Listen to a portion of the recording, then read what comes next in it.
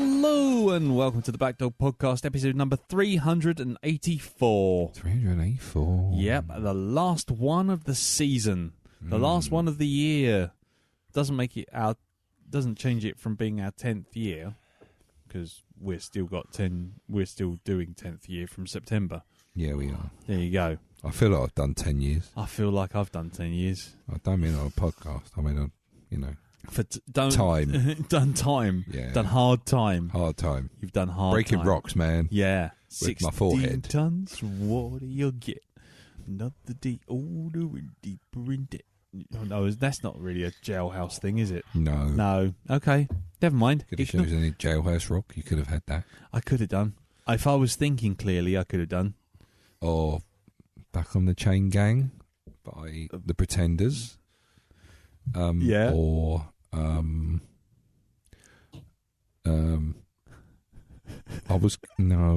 Folsom Prison Blues by Johnny Cash. Yeah. The theme tune to Prison Ship Star Slammer. Yeah, there's that. The theme tune to Prisoner of Cell Block H. Yeah. The theme tune to Prison Break. Shawshank Redemption. Shawshank Redemption. I think we've done this. Have we? Yeah, I think Okay. we're done now. Anyway, hello. That's another Morgan Freeman thing. No, Okay. no. Let's not go back into Morgan Freeman. For those of you who are Patreon subscribers, you'll find out about that when the newscast comes out at the end of the month. Anyway, yes. Hi, I'm Lee. I'm Darren. I'm Jim. I'm Elton. And this week you find us bruised and battered, crawling towards the end of the year, desperately just trying to make the last few inches over the line, so to speak. Yes, we will be seeing how everyone's week is, and then we will be having the return of a single feature, which only seems to ever return now at Christmas. So we've made it festive as well. Mm-hmm. It's been a while. Yep. It's been a long road getting from there to It's here. been a while since I could hold my head up high. What? I've been in a neck brace. Oh, right, okay. And then once we've done that, we'll go on to the last film of the year, which is Paddington. Paddington. Really? Yay! Yeah, we end on a goodie. I hope. He says, looking suspiciously at everyone around the table. Anyway, so before we get to that, and before we get to our one single return of the feature that shall not be named yet, we shall, see how everyone's week's been. And we'll start this week with you, Elton. How's your week been, sir? Expensive. Yes, go on. With the build up to Christmas, but joy of joys, as I stand right here, right now, everything is purchased and everything has turned up. Son of a bitch. So, yeah, that feels good. How'd you like that? I'm terribly jealous, frankly. This never happens. This never happens at all. It's normally the 23rd, 24th, and we're still buying bits, but everything's turned up. I've got everything well in advance. Wow. Well, I'd like to say well in advance, but this is in advance as normal years go. So, Yeah, I'm just looking forward to all the wrapping that I've got in front of me now. yeah. Bit of Jay-Z, bit of Public Enemy, Vanilla Ice. Vanilla Ice, of course, the master of all rapping. Yeah. Okay. All right, stop. Yeah, Sell the tape and listen. Sorry. Oh God. Ice is back with a yearly tradition. Oh, Jesus. Yeah. Take it. Something wrapped in paper so tightly. Lee. It might be a book or a little tiny nightie.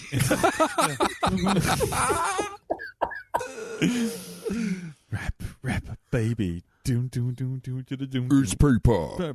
Rap, baby. Doom, doom, doom, doom, doom, doom. It's paper. Rap, baby. That has legs, that does. That does have. It does. We could do that one year, I think. Yeah. Word to your mother. Yeah. Once we get back to doing intros, Cooking MC is like a pound of turkey. turkey. Yeah. We're gonna eat roast. We're gonna have pigs in Pigs in blankets, blankets. not bits of jerky. Yeah, boy. Yeah. Slamming it to the homies there. Word to you. It's like it's right in itself, isn't it? It is. Yep. It is. It's like the old juices are coming back from the old intros. You never know. We might even do one eventually. Will I ever stop? Yo, I don't know. Turn up the bass and let it flow. I don't know if that's a word. Buy an Echo. Yeah. Yeah. Echo. Subscribe to Black Dog Podcast. Oh, sorry. To the extreme, I've got a pot with a handle. It's Christmas time, so let's light up a candle. Yeah. Alexa, I went to subscribe the to hat Black shop. Dog Podcast. Hold on. Oh, shit. What? I've just realised there's an... Oh, I just realised there's an Alexa over there. It's just suddenly kicked in. It's just done it. It's me listening. Oh, well.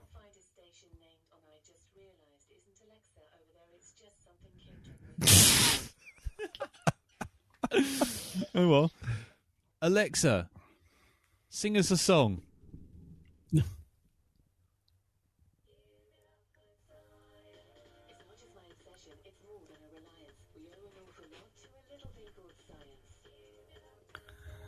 Is that Alexa actually singing? Yeah. Yes.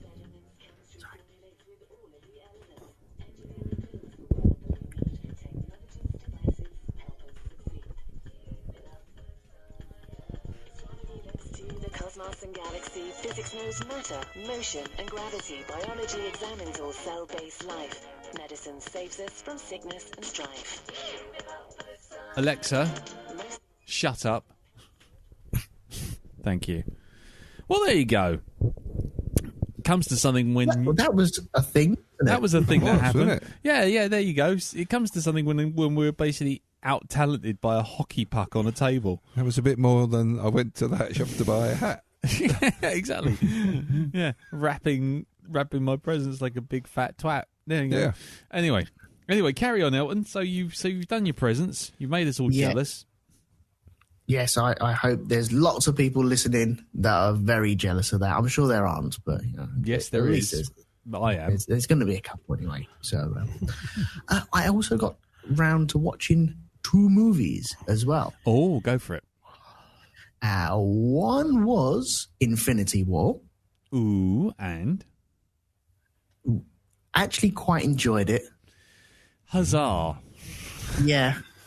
It's not going to get me into the universe, but you know what? It was a real nice balance of characters and humour and bad people as well. And I like that. Well, I'm not going to spoil anything, but yeah, I kind of like the bad person. Oh, Thanos. Yeah. Everyone knows Thanos. At this point, I think it's made so much money. I think everyone's seen it at least twice on the whole planet. I know, but Earth. there's always going to be someone. And 24 hours ago, I was that someone as well. So, but yeah, I really enjoyed it. I thought it was really, really good. yeah. A million other people have already seen it before me, so there's no point in me going into like a review about it or anything. But yeah, I enjoyed it. I really like the Spider-Man as well. You like the Spider-Man and his 80s pop culture references. Yeah, that was really good actually. No more pop culture references from you for the It rest of the smells like a new car. Yeah, exactly. Yeah, so that was good. I also saw First Man. Okay, now I'm interested to see what you think about this. Well, okay, spoiler warning, I have done a show with Andy on the From the Earth to the Moon podcast, so that's going to come out very, very soon. So Okay, I will tell you what I thought about it, though. go on. That's about in line with what I thought. Yeah, he's yeah, there's lots of just staring at Gosling. Yeah, that's it. Let's pan to Gosling. Look at Gosling. Let's hold Gosling. Yeah. Gosling. There's so much staring at Gosling. I thought I was in some kind of goose farm. Yeah. Yeah. Yeah. Oh, dad joke. Goose does. Yeah. Yeah. Yeah, it's like he's tidally locked to the camera. That's how slow he moves. Sometimes it's just. Yeah. Hey, They Ryan. had all the ingredients of something really, really good there, and I'm not saying it's terrible, No. but it's not. It's not Apollo 13. Nope. No. Not by a long shot. Yeah. But there are some really, really good bits in it as well, I thought. Oh, yeah. I mean, So, the space stuff was done really well. I take it you see the digital version, did you? Or did you see it at the cinema?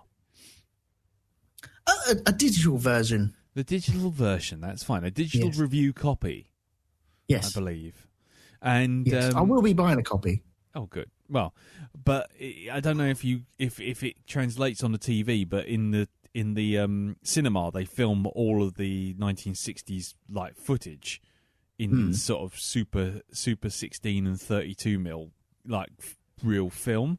But then when he goes to the moon, they change it into pin sharp, crikey vision, digital projection video, and then span it out into IMAX. So everything suddenly goes like super like pin sharp. Oh, wow, fucking hell! Hang on, I can see. I thought I needed glasses. And so that sort of thing was quite nice.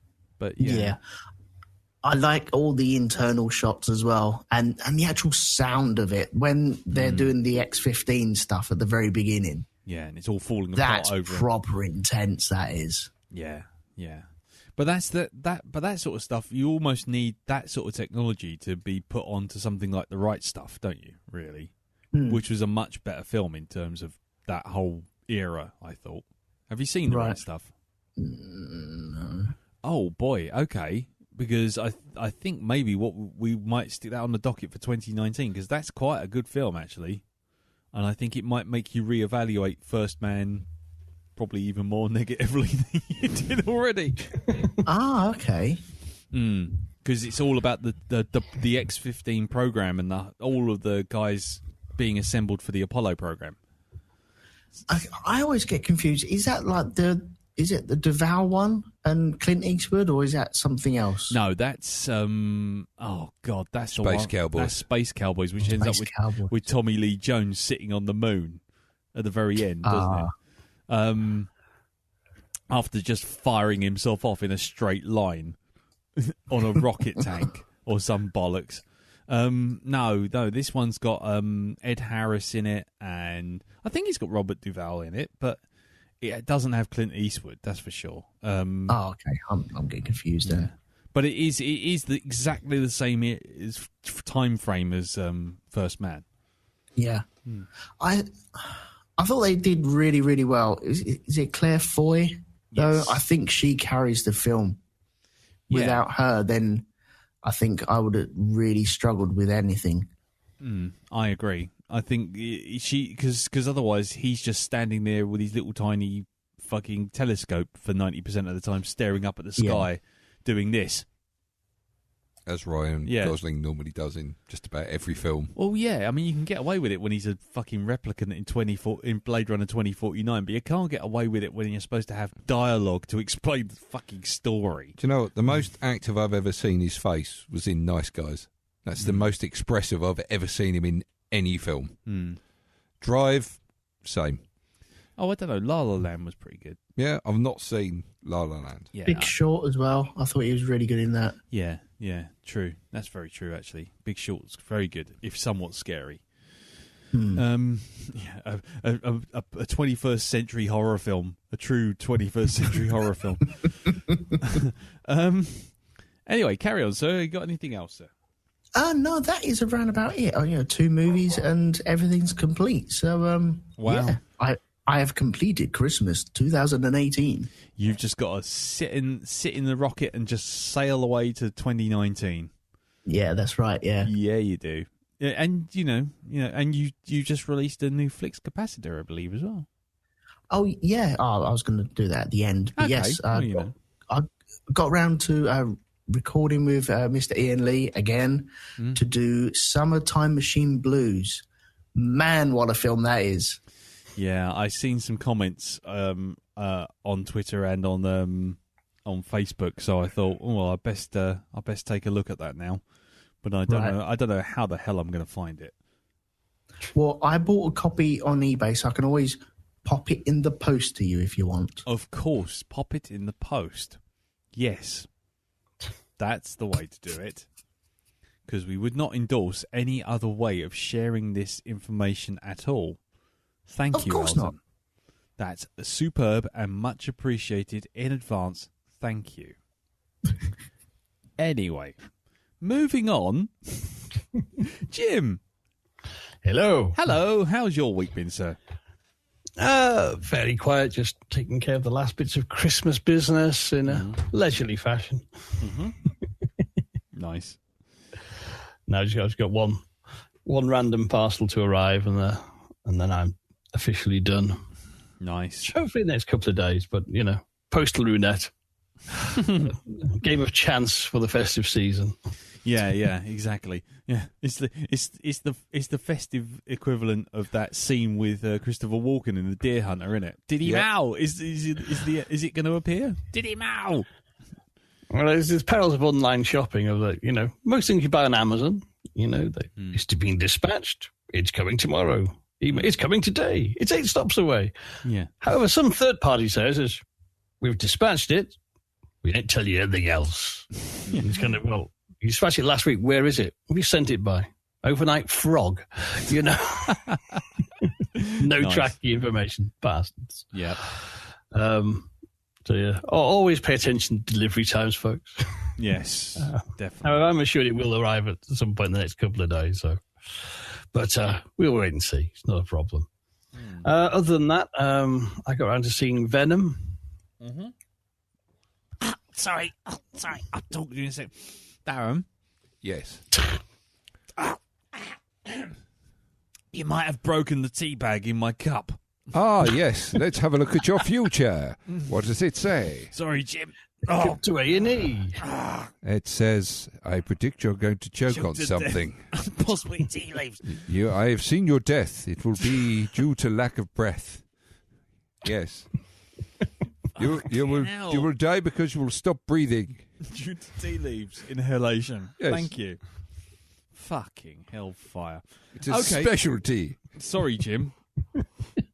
Well, that's an extreme reaction to Venom. Bloody hell. Yeah, I was going to say, I thought I quite liked it last time I mentioned Must it. tell Carol Insurance. Job Right, failed. okay. Yes. Anyway, carry on. I'm just going to pick some stuff out of my teeth for a while. Yeah. I've quite lost my thread now. Sorry, mate. Oh, yes, Venom. Well, much like Venom, I think, actually. Yeah. Yeah, it was a thing, I suppose. Yeah. But yeah, it's kind of this kind of having a villain without the hero, not really doing it for me. No. The mumblesome. Yep. I could see what they were going for, but 2 hours I managed to dance completely around it, and I don't know. I just left me a bit kind of like it was a film I never felt. It never got out of second gear for me. Ah, well. And those are some bits, and it was kind of no, it's just going to keep plodding along. I suffer from the fact that Venom didn't really have a good villain or even much to do, and when he did, it was kind of big, shiny black bin bad of a thing hopping in a patently CGI virtual weightlessness kind of fashion. Nice. It reminded me of Spawn, and that wasn't good. Oh, dear, no. Oh, wow. There was a few sequences which actually were lifted directly from Spawn, I'm pretty sure. God. It was kind of, oh, God, no. Yeah, I might have just wiped that out from my memory, I think, because I've only seen Spawn twice. Once at the cinema, once for this podcast, and never again. Nope. Ooh, ouch. Yeah, it's just one of those, just Sony. Just give Marvel the Spider-Man rights and just leave it alone. Yeah. That's my sort of feeling on it, kind of. Yeah. I mean, though, saying that, I've heard lots of good things about Into the Spider-Verse, so you never know. Well, people get overexcited about children's animation, I find. Nice. Soundtrack's quite good. Damning with faint praise there, Jim. Well done. Yeah. Throw some shade on that. Right. Okay. Well, moving on. Anything else, sir? No, I'll leave that there. Oh, right. Okay. Fair enough. That bombshell. Yeah. On that bombshell. Yeah. You're going to get, there'll be letters. I'll tell you. Not before Christmas with my fucking postman. Nice. Okay. Well, then, over to you then, Mr. B. How was your week, sir? Well, it's got remarkably better, seeing as today I start my Christmas holiday. Holiday. Nice. Had a bit of a rough day at work, but I made it through, and this is it for me now until 2019. Nice. I'm off. That's it. I'm not going back to work at all. So, all the other guys in work have got my shit to deal with now. So, ha! Yeah. So, if you're listening to Eat this it. right now, So long, suckers! eat my tickets. Yep, eat my tickets. So yeah, I'm now coasting along. Nice. Looking forward to doing stuff over the Christmas period. I've nearly done all my shopping. Nearly got all of it done. Not that there's much to do, but yeah. So I'm kind of relaxing now. I've got one or two bits and bobs just to get, but apart from that, yeah, it's all done. Yeah. So yes. Okay. So that's good. This week, I finished a game trilogy that I've been working on. Again, very late to the game on this one. Mass Effect. No, not Mass Effect. This is before Mass Effect. Oh, this is PlayStation 3 territory. Right, I'm talking about I think it was one of the release games with the PlayStation 3, which was Resistance Fall of Man. Oh, good Lord. So I've now played the entire trilogy of that series. Yeah. And it's gradually got better and better as it's gone along. I mean, it wasn't bad to begin with, but you can see how, with a game like that, how the techniques, the sort of like the graphic coding for all the games as it went on, how they just slowly learned to really use the processing chips in the PS3, because what goes off from being pretty standard, not blocky graphics, but it's sort of like you can see they've just got the technology and this is what we've done with it. Yeah. By number 3, there are some absolutely stunning bits to look at. So you got to remember though that the first one was a release title. This is what I'm saying. It charts the course of the PS3's history. Yeah, as they actually push the boundaries of that machine. Yeah. It's a shame nothing really came of the PS3, to be honest, isn't it? Well, yeah, I suppose so. It had potential to be possibly another PlayStation 2, which, the PlayStation 2, that was the machine, the actual longevity of it. That was the one to beat. I think that lasted for like 15 years, didn't it? Yeah, something like that, 14, 15 years, yeah. Yeah. And it only went away because Sony stopped making them. Yeah, that was it. And now they've started making them again. They've got these, was it the PlayStation 2 Mini that's come out? PlayStation 2 Mini? Yeah. I've seen it's just the PlayStation Mini. The PlayStation Oh, the PlayStation Mini. But it is basically, it's the shape of the PlayStation 1, isn't it? Yeah. That's it. Yes, sorry, it's a PlayStation 1. All it is... My apologies. All it is a Raspberry Pi with a couple of ROMs on it. Well, actually, I think the Raspberry Pi would be cheaper than what they're charging for this. Yep. So I think it's something like in the region of 70 or 80 quid for a PlayStation 1. But it's not a PlayStation 1. That's the point. You can't even. There's no discs. You can't upload anything to it. It's the same as. It's a USB stick. You put the stuff on. No, you can't. No, it's preloaded and that's it. There are sites on Reddit that are dedicated to hacking these minis. Yeah. One for the PlayStation, there's one for the Nintendo SNES, there's the SNES, the NES ones as well, which you can hack to put more ROMs on. Oh, and the Commodore 64 one as well. Yeah. But as it goes, it's fixed in terms of what is actually on there. Oh man, that's so pretty... pretty poor. It's 70 quid for one of those dodgy joystick things that you used to get sort of during the sort of early 2000s, which was just like, hey, play all your favourite games. You still get them now. Fucking Robert Dias is doing a fucking shitload of the Atari ones. Oh, God. Because I think all they're going to be good for is basically go, fuck yes, Atari 2600, oh, retro, let's get that. And I'll go, 2 seconds of this game, oh, I remember that. Oh, I'm bored of that now. Let's go this one, Space Invaders, wait, look at that. Oh, I'm bored of that now. Okay. It's funny because that's how I feel about it, but as soon as they bring out an Amiga one, I'm all over that. Well, if they bring out an Amiga one with Deuteros on it, then I'm in there.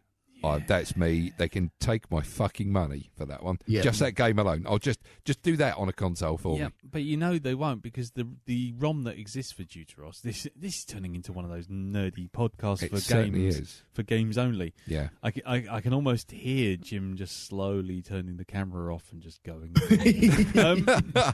sinking into a bottle of fucking whiskey. Yeah, there we go. Ginger beer, isn't it? Ginger wine, isn't it? Ginger whiskey or ginger gin? Ginger whiskey. It's not opened yet. Oh, right. Okay, fair enough. Okay. Yeah, we were going to look in on that soon as the last episode. You see how you're getting on with that? Yeah. But Deuteros, the only ROM that exists, because it was one of the first 2 discs on the Amiga, and the ROM doesn't look for a second disc, so that it crashes. When we played it when I played it on the Amiga emulator, it crashes out after you, as soon as you leave Earth. We'll chat about that later. Oh, really? Yeah. Have you managed to? I've got a standalone. Oh, God! Woo. You don't need an Amiga emulator because it's all built. Double click, launch it, runs as a file. Don't even need to install it. Nice. Anyway, yes, but we'll chat about that later. Nostalgia waves are landing on my face. Yes. So there's that. What did I watch? Oh, film wise, we've been doing some Christmas movies this week. Oh, I'm sorry. And one that I've never seen before, but we just gave it a try. It's an animated one called Arthur Christmas. Oh yes, an Aardman movie. Yeah, that's right. I actually really enjoyed that. Yeah? Yeah. It's a bit cheeky in places. Yeah. But I thought, it's got some good humour in it. Yeah, I did have a giggle at a few bits in there. Especially Grandfather Christmas. There's a comment he comes out with, and it's quite sort of shocking. Yeah. Because he's trying to get Arthur to, because the story goes, what happens is Father Christmas has gone all high tech. Yeah. The way the actual hierarchy goes is, there's been a whole sort of like history of Father Christmases, all different people, they're all from the same family, right? And it's kind of like the son takes over the from family the father. Business. Yeah, exactly.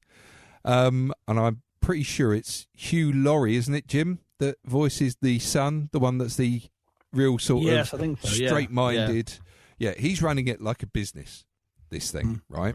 So he's dealing in flowcharts and stuff like this, and he's got it all down to military precision. And if you see the extremely impressive, the ship that they've given Santa, it's called SL-1, and it's the fucking size of the Battlestar Galactica. This thing, right? It's got like about 1,000 elves on it, flying the bastard thing. Yeah. It's got like fucking matter transporters on it and stuff like this, and it's Father Christmas goes off. He does one house, but all his elves do the other ones. That's how they get the presents delivered really quickly. Right. And so you've got his son, who's about to become Father Christmas, is all very much about the technology, about getting the job done, and he's all about the output and how successful this Christmas has been by facts and figures. But what happens is they miss a child. They forget one present. Right. Now, of course, his son, the immediate one, is not too bothered about it. He's like, well, it's only one child. No. Yeah, exactly. But the elves don't hear this. But it does kind of spiral out of control when the elves start getting wind that, he's missed out a child, and the one that's about to become Santa Claus doesn't really care about that because it's only one child. And it's... You can't be like that. Exactly. Oh. So, Arthur Christmas, who's the other son, right, who's kind of like the dropout, who really loves Christmas, who's really into Christmas in a big way, right? He's all like, he's been out with his dad on the sleigh, and he's really influenced by it. He gets wind of this because he's working in the mailroom, so he answers all the letters. And the current Father Christmas is a bit kind of, he's just a figurehead. He doesn't really know any shit at all. He's kind of just happy to go out and do a bit and then come back in and go to bed for a year. Yeah. And so it's down to Arthur to get this toy out. And Grandfather Christmas, the one that preceded the current one, he's all like, in my day we didn't use all these fancy technology. We had one sleigh and 8 reindeer, and that was it. I did the whole thing in a night. Dasher, Dancer, you with the funny ear, the other one. He's forgotten all the names of the reindeer. Yeah. But so the grandfather convinces Arthur Christmas to go with him and deliver this one last present to this girl before sun rises on Christmas Day. Right. And it's the adventure they go on to try and deliver this one the present. Yeah. And it's like, they start off with like 8 reindeer. Yeah. And as they go on, they start losing reindeer and replacing. It's like they replace one with a fucking reindeer sign, just so that when they land on a roof, the girl sees 8 reindeer. It's just like this gold statue they've got tacked in. Right. But it's like, Arthur Christmas is like, but we can't do this. This is impossible. And he comes out with a line of, yes, and I remember in my day when it was thought impossible to teach women how to read. And it's kind of like, it's just, you wince at that, Yeah. But it's it's good humour, it's funny. Yeah. So yeah, it's actually quite a good film. It's got a good heart to it, and nothing, it's nothing too serious and heavy. Fair enough. It's all a good laugh. It's typical Aardman animation type stuff. Yeah. But, I mean, these are not, like, claymation puppets. No, they're digital models. That's Maya. right, yeah. Yeah, done in Maya. Cool, okay, so that's a thumbs up for you for that, yeah? Yes. Because, we should have done a what's your festive movie of choice. Yeah. But I guess not. We'll do it next year. We'll all have a festive movie to do leading up to the end of December. Yes. There you go. Just to counteract the Halloween horror season. Yeah. Cool. Anything else, sir? Not that I can remember. Cool. But then I am old, so I've probably done a whole raft of things. Yeah. This week. Yeah. Well, don't worry. I'll hose you down in a minute. Okay. Oh, I did start watching Passengers. What the Stockholm Syndrome movie? The Stockholm Syndrome movie, yes. I've only got about a third of the way into it. I've got to go back and watch it. But yeah. Yeah. Stockholm Syndrome. I'll Yeah. We'll see how that goes. Yeah, wait until you get to the end. Don't worry. No, I can already see where this is going, and I don't think J-Law is going to be very happy by the end of the film. Do you think? Yeah. Just a bit. I think somebody's going to be seeing some airlock time by the end of this. And I don't blame her either. You're going to sit on the naughty step for a very long time. Yeah, which is going to get fired out of an airlock. She's basically going to do, I reckon, what the thing you suggested, which is stick someone in a tube, load them into a photon launcher, hand them a plastic steering wheel and say, until you learn how to steer this, don't fucking come back. And just fire them off into the sun. Yes, goodbye. Yeah, I think so. Well, I'll be interested. If I remember on my, next year when we come back, we'll ask you how you found that film because it's quite the finale. Yeah, I've got to make note of all this shit I'm going to be watching over the Christmas period. We'll do that when we cover this year, next year in the year end thing. Okay, well, for me, not a lot to report. Well, I've got 2 things to report, apart from something that's happened to the door this morning, but that's nothing to do with me, and I can't really speak about that out on public. We'll just gloss. My lips are sealed. Yes. Anyway, but what I did do was I watched 6 episodes out of 10 of George R.R. Martin's Nightflyers. Flyers, it's Nightflyers, it's Nightflyers. No. See, it's based on a novella. called Nightflyers. A novella. Oh, they've done the Stephen King thing. Oh, you That's see, how successful he's become now. It's like he's written a shopping list and they've made an entire film out of it. Strangely enough, that's pretty much how it feels. Because what you've got is a novella, which basically, I'll tell you the novella plot. It's a ball of string. String that out. Yeah.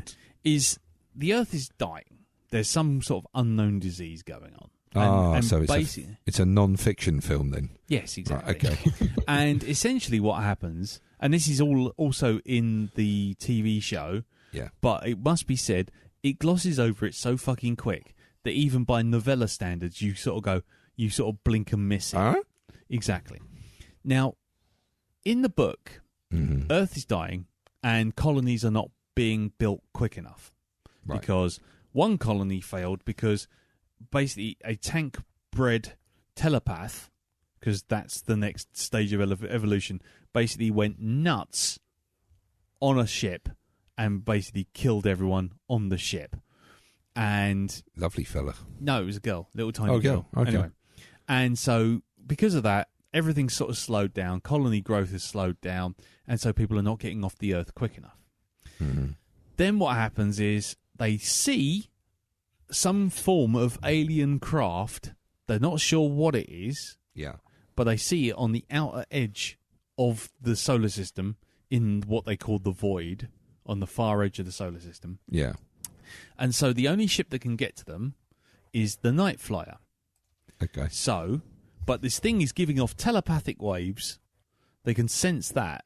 And so they think, well, what they'll do is they'll load a telepath onto the Nightflyer along with the crew of the Nightflyer. And the telepath's psychiatrist and the guy who's running the mission, and they'll all fly off to this alien ship that they can't really see, but they know it's out there and they know it's telepathic in some fashion.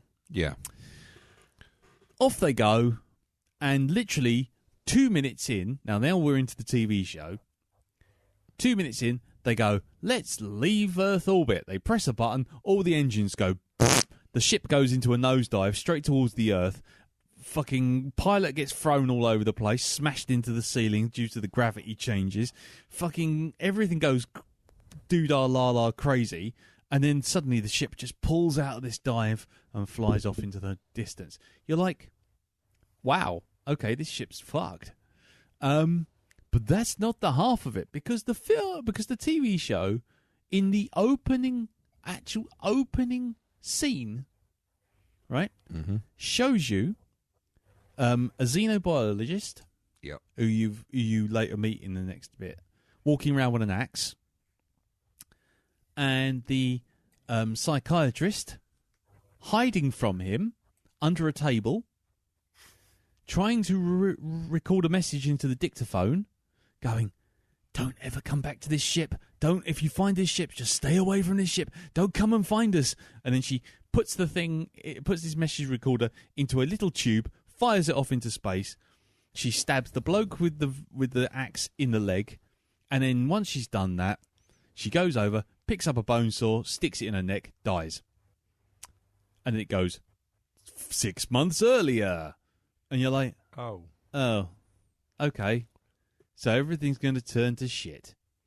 And then you have all these episodes of it turning to shit. And what you get is Event Horizon made for 7:30 in the evening, basically, with shit not making sense, stuff not really making sense, and quite possibly, I think we found it, it's a Christmas miracle, the dumbest crew since the USS Prometheus. They literally make the Prometheus crew look like fucking grade A Harvard graduates. So when you say this is like Event Horizon for 7:30 in the evening, does this mean to say that instead of like Sam Neill showing us his eyeballs, we're going to get like a film from the chef's quarters and he's showing you 2 Brussels sprouts? Is that it? Yeah, not quite. No, there is a bit of gore. It must be said. There is a bit of gore. Somebody has a paper cut? But no. What happens is the gore is, well, firstly, it's unconvincing.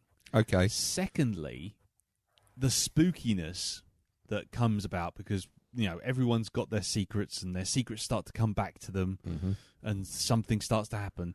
All gets explained by episode 3. And as soon as it gets explained by episode 3, the rest of the, the ship's a bit crazy, suddenly becomes like, okay, fine, we don't have to worry about that anymore. And the problem is, that was the whole plot of the book. This is Project Cloverfield, or the Cloverfield Project all over again. It could almost be a companion piece to Cloverfield Paradox, because you just go, these guys are idiots, and this whole bit here should be a big thing, because part of the problem on the ship is that the crew of the Nightflyer don't trust this telepath who they've brought on board to talk to the aliens. Right. The people who are handling the telepath can't be sure whether or not he's just a psychotic and fucking with them. And the crew of the Nightflyer don't trust the people who brought the telepath on board. So there's this kind of distrust thing going on initially. But then on top of that, they throw in a new mystery, which is the captain is never seen. And you're like, right. And then the captain appears in like episode 1, and you go, oh, there he is. And it's like, no, he's a hologram. And it's like, oh, that's a bit weird. And then like by episode 3, he's not a hologram anymore. And it's like, well, that's a bit even weirder. Then by episode 6, oh, something else has happened. He's not even real anymore. So he's something else. Turned into something like, he's a slice of bread now. Well, he's a sock puppet. I mean, it just... Oh, I'm the captain. Yeah, hello. No, actually, I don't know. I mean, I don't know how much I want to spoil it, because people might still want to watch it. All I'll say is, there comes a point where you go, you're just making this shit up as you go along. You literally had a 50-page novella. It ended episode 2. You have still got 8 episodes to fucking do. You've lost the plot. And... God, this is sounding more like The Rain in space. Well, it's got things like this that never explained before, never explained after. Mm-hmm. A character falls in love with another character who just miraculously appears out of nowhere, has never been introduced before in episode 4. She just appears out of nowhere. And then they have a baby by episode 6. Okay. But by episode 6, they've had a baby, and then it suddenly is revealed that you can't have a baby in space, because otherwise the baby will disintegrate, because that's what happens if you have babies in space. What? And the baby turns into a bunch of black spores and vanishes. Baby! Exactly. It literally goes, baby. And you're like, and it's never addressed again. It's never spoken of again. It is bullshit. Exactly. We find out there's another spaceship full of female cultist cannibals. The Nightflyer finds it, goes on board, nearly gets everyone killed, gets off the ship, flies away, never mentioned again. Never mentioned before, never mentioned after. Shit just happens. It should be called Shit Just Happens. Literally, it feels like they just sat there and they rifle through a load of unfinished scripts and go, yeah, that'll do. Let's have that happen to the Nightflyer this week. Today, tomato invasion. It's just like, what the fuck is going on here? Oh, we've sent a probe out. We sent a probe out to meet the aliens before everything goes horribly wrong. Brilliant. Next minute, probes come back, full of blood. What's that mean? Don't know. Does it mean anything? No. Time travel, wibbly wobbly. It's like compressing the whole of Lost into 10 episodes, but taking any semblance of sense and just throwing it in the bin. It's just bollocks. And the crew are absolutely, unbelievably dense. Shit happens and you just think, wouldn't someone at least question that? At one point, a robot spider gets reprogrammed to kill people, and then everyone's like, oh fuck, this thing's escaped. 2 minutes later, the captain walks in and just goes, Captain override, and the thing just switches off, and that's it. It's never mentioned again. The bodies of the people it shot get thrown out into space. You're like, oh, right. And everyone just goes, huh, well, that happened. It's like, wouldn't it be like a massive investigation? Why did the robot kill everyone? Why did the captain manage to disable it? Why did that's the problem. You're just sitting there going, why? But why? Moving on, following on with that, but why could be applied to why did I go and see Aquaman? Aquaman. Which was... Hang on, let me get my popcorn. Yes, yeah. Is it Aquabro? Fish Bro? Fish Bloke. Fish Bloke is what it should just be called Fish Bloke. Because what I knew of Aquaman at the start, told in tedious flashback and tedious exposition, because nobody talks to each other. Oh, no. No? No, what you have to do, right? Let's have a scene. I can be me and you can be you, okay. but we're introducing ourselves to the audience for the first time ever. So it's like, so you get this in voiceover going, it wasn't like this normally. Lee and Darren used to be friends who just met at the pub, but they decided to have a podcast. Anyway, on with the action. Darren appears. Go on, say hello. Hello. Hello, my name is Lee. I am 46 years old. I have stood here waiting to do a podcast for a long time, since I did a podcast with some other people and I did some other stuff with some other people. I'm a frustrated artist who used to work at Cartoon Network, but I don't work there anymore, and now I'm doing stuff with the... And it's just like that. That's the dialogue. That's how the dialogue works in Aquaman. Everything has to be explained 700 times. If I heard someone explain the fate of Nicole Kidman's character once, you heard it 50 fucking times. Oh, she was cast into the trench. She was cast into the pit of eyes. It was just like, right, okay. And then later on, oh, well, you know, what happened to your mother? She was cast into the pit of eyes. 5 minutes later, oh, well, what happened? It'll be just like your mother. She was cast into the pit of eyes. Did you know she was cast into the pit of eyes? Exactly. And all the script is like that, lays everything out in people just telling the audience. They pretty much should be just looking at the camera going, you got that? Did you understand? Did you get it? Just in case you didn't. Just in case you didn't. For the bits where they're not talking, it's like Garth Marenghi, because it's either slow-mo or they throw CGI at the fucking screen. Right. Everything is option for slow-mo. If you're not seeing Jason Momoa dripping water in slow motion, which might be fine for a lot of people, but essentially, if he's not talking, he's moving in slow-mo while the music's going, let's go give it to you, bum bum, give it to bum bum, give it to bum bum, wiki wiki wah wah. And it's just like, wow, okay. Then, on top of all of that, they introduced not one villain, not two villains, but like a whole epic storyline about Atlanteans trying to unify massive amounts of armies to rise up against the Earth, against the land dwellers. Yeah. Which you'd think would be done as kind of like, we've done it, this is going to happen now. Oh no, my friend.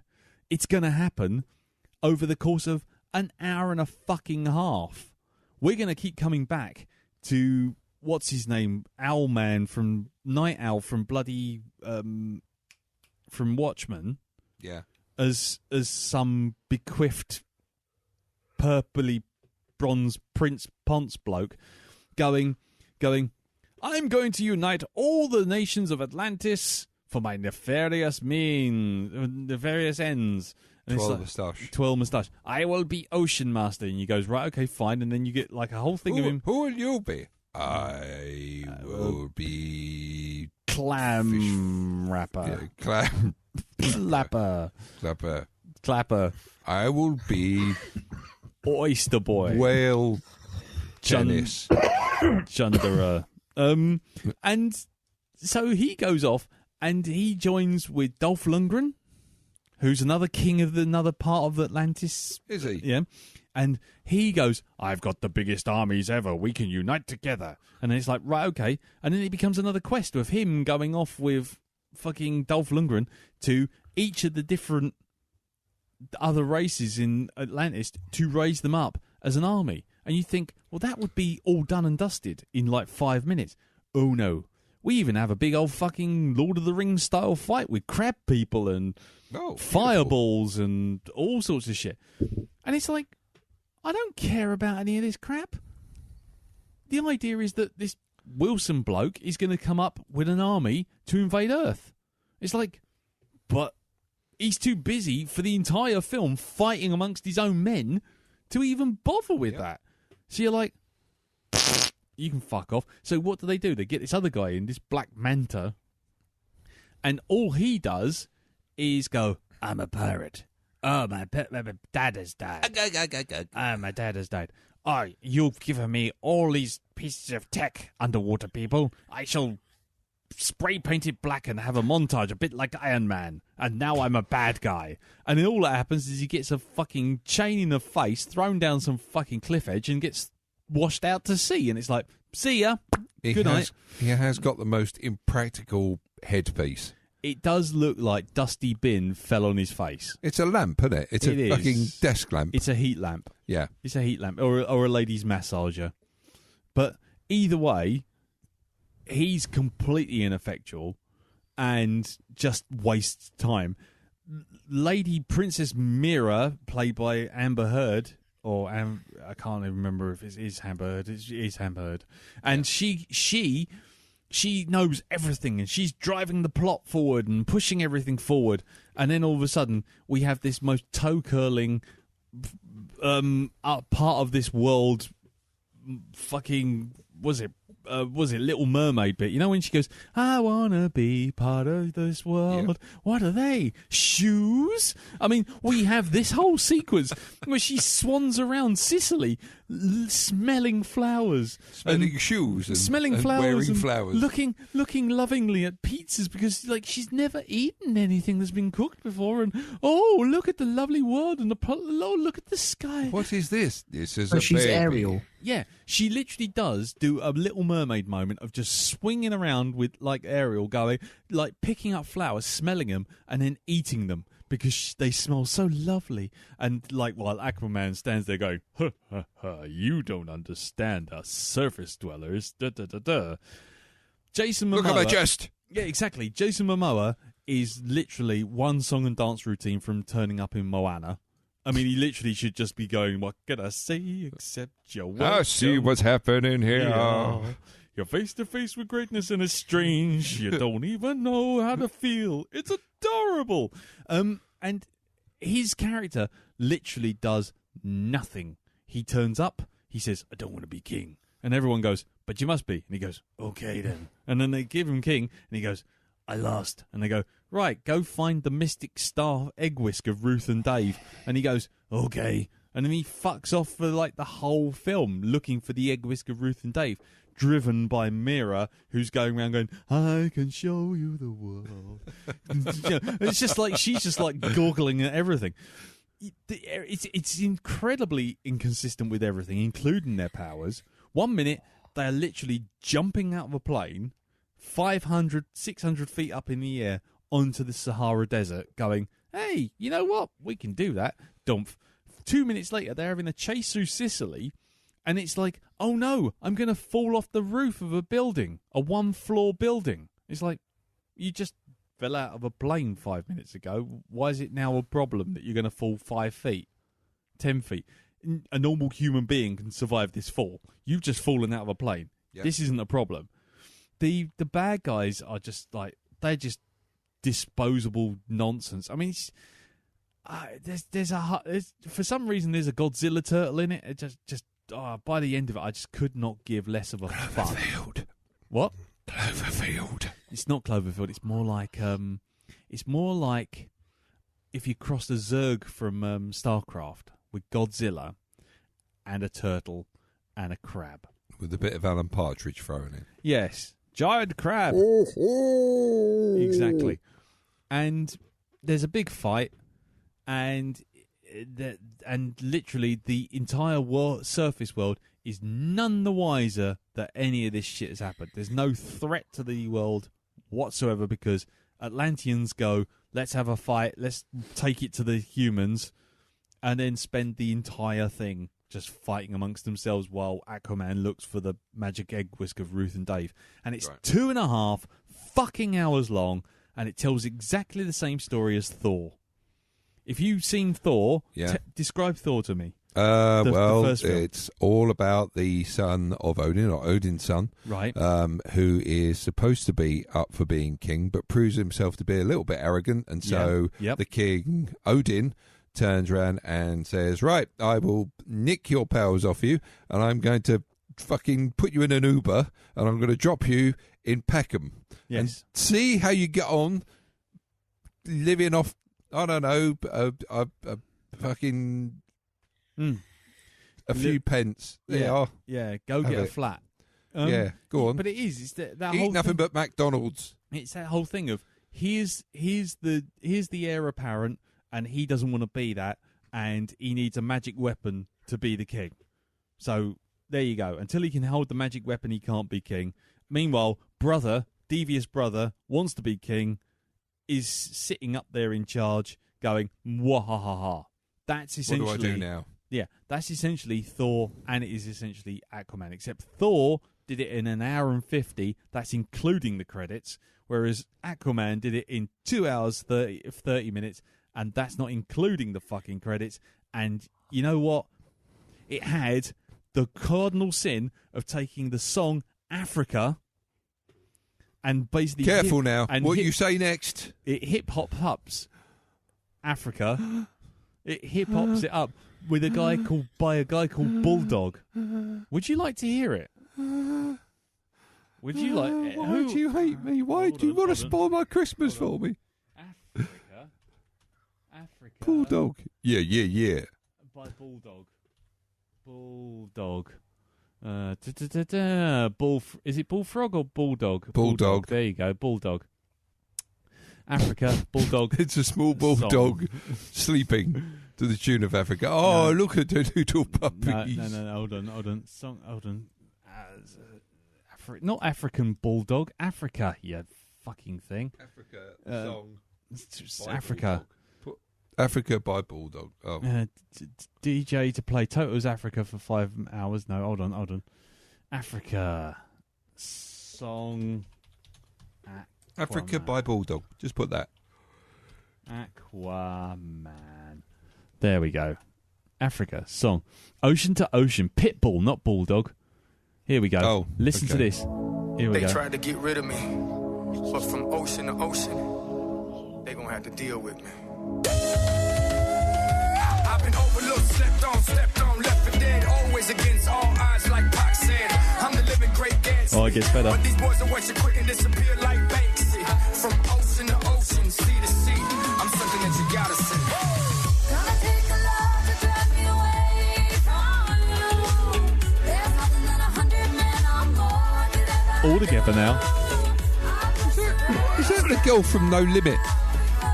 Oh, no. From fuck it was the 2 Unlimited. Is that the girl who sung? I don't know. Yeah. It's Rhea is her name. Okay. Someone puts in the comments into YouTube, the last time Africa was butchered this bad was the Berlin Conference of 1880. Oh, dear. Oh, man. Yeah. This song is one of the many reasons why 2018 should never have happened. Yeah, I'm so sorry, Toto. Oh dear. And this review sums it up nicely because it sums up the film as well. Yeah. Probably the most rushed, lazily made, commercialized thing that's ever been released. This isn't a guy making bangers for fun and for the music. It's a pure product made by a team of producers that took 1 hour to make. Yes. So hold on, let's just have some more. Let's have some more. No, let's not. Oh yeah. I've got love for these streets. Hold on, this is supposed to be a comment. What do you mean streets? It's underwater. Yeah. Yeah. Go on, let's do it again. Gonna take a lot to drag me away from you. Hey,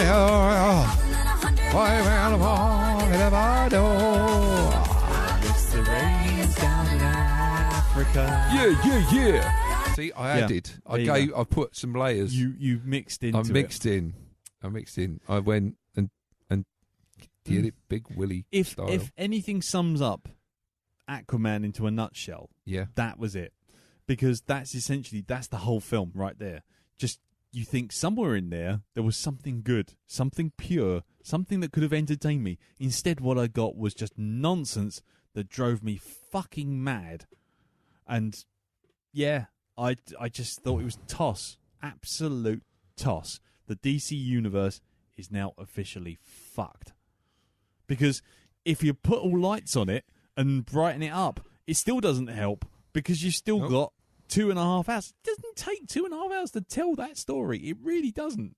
And there's a whole sequence like Tomb Raider with fucking sand slides and fucking walking through deserts with magical glass bottles and oh my god, it's a complete bollocks. I went to see it with Sarah Lazelle, Lucky Minty, yeah? Yeah. At one point, she got up and she goes, I'm going to the toilet, I'm going. And she went off, and I'm sitting there thinking, if she's gone for more than 5 minutes, I'm going to use that as an excuse to leave. Go look to see if she's okay. Yeah. And if she's still not around, I'm not coming back. Because I could not be fucked with this film. It was just boring the arse off me. Yeah. Yeah.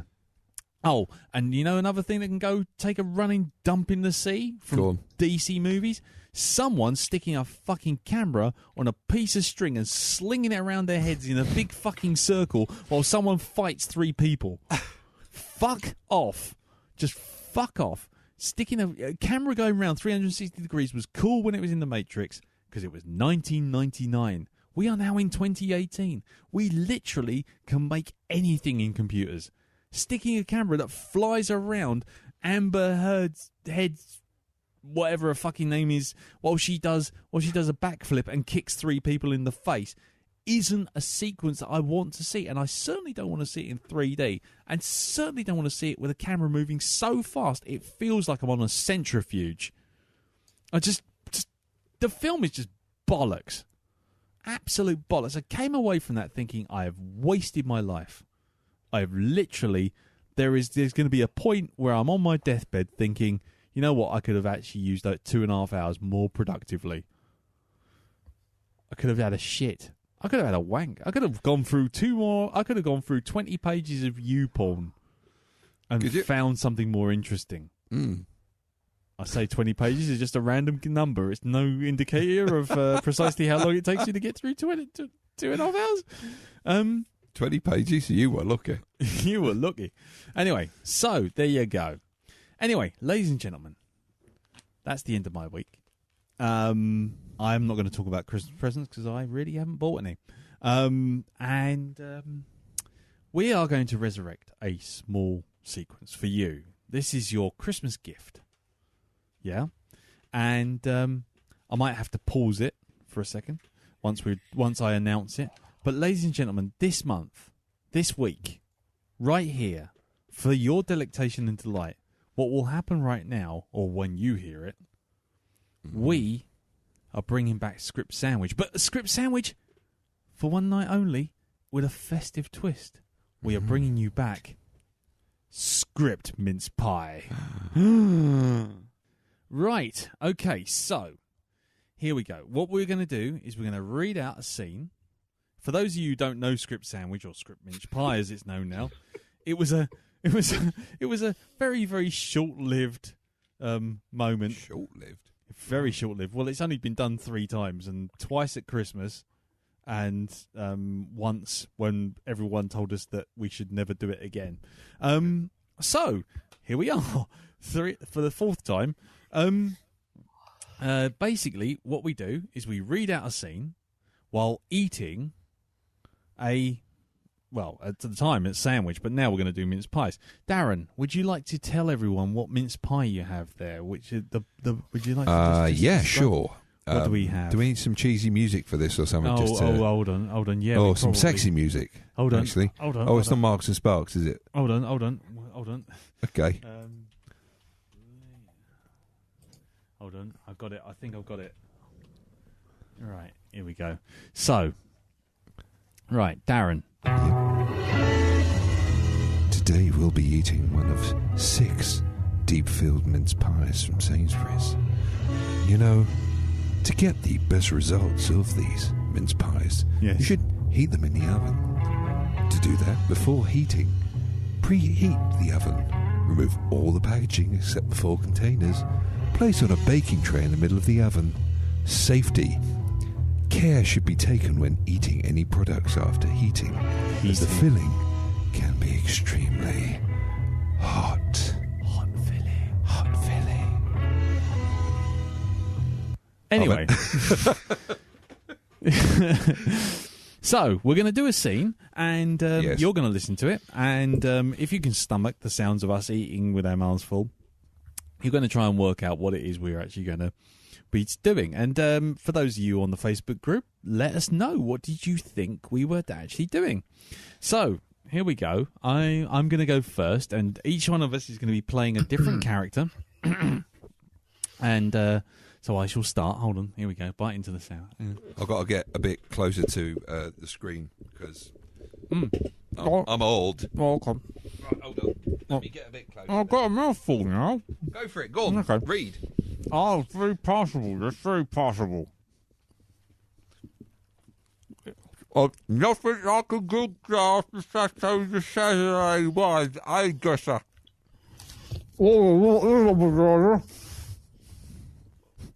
Who's fault that is then? We're all sitting here drinking fellows to this wine. Aye, in them days they would have been glass for having a cup of tea. A cup of cold tea. We're not real good for that. No tea. In a filthy cracked cup. Well, I know this cup. I will drink a roll of newspaper. The best we could manage was stuck on a damp cloth.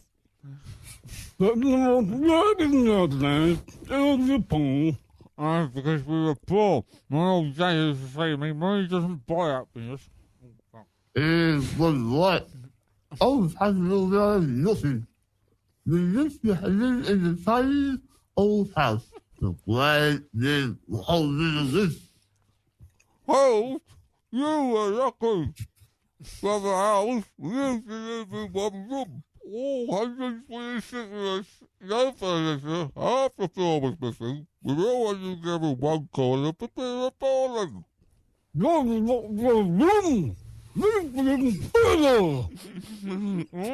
We used to live in a corner. Would have been a palace to us. Oh shit. We used to live in an old water tank on a rubbish ship. We got woken up in the morning by having a load of rotten fish dumped over us. House? Well, when I say house, it was more of a hole in the ground covered by a piece of tarpaulin. But it was a house. Ah, We were evicted from our hole in the ground. We had to go into the lake. There's only 6 of us. Give me a small food box with lots of rolls. A crumble box? Oh, You were lucky. We used for 3 months in a brown paper bag in a septic tank. We used to get up at 6 o'clock in the morning and clean the bag, eat a crust of stale bread, go and work on mill for 14 hours a day a week, weekend, week up, and we'd get on, and Dad would fuss us with a sleep with his belt. Next week, we used to get out of the lake at 3 o'clock in the morning, clean the lake, eat a handful of hot gravel, go to work at the mill every day for chopping a month, come home, and Dad would beat us around the head and neck with a broken bottle if we were lucky. well, what is it, stuff? We just come up to what we're cooking out and lick all things our things. And I'm for a freezing cold battle. We're 34 hours a day at the mill for 4.3 years. And when we got home, I got to slap it into with fish knife. I don't even know where we are. right. I have to wake up in the morning at 7 o'clock at night. Half an hour before I went to bed. Take a couple of sulfuric acid, work 39 hours a day down mill, and pay mill owner for permission to come to work. And when we got home, our dad and our mother would kill us and dance about our great city. Hallelujah! But you try and tell young people today, and they won't believe you. No. Oh, fucking hell. Jesus. Anyway, there you go. That's that for another year. That was Script Mix Pie. You are welcome. I'm glad I've got my pop filter on. I think I've got mince pie all down my front. We had to reset the microphone. There we go. Yeah, and then I ran out of mince pie, and then I had to actually bite the pillow. Pardon the phrasing.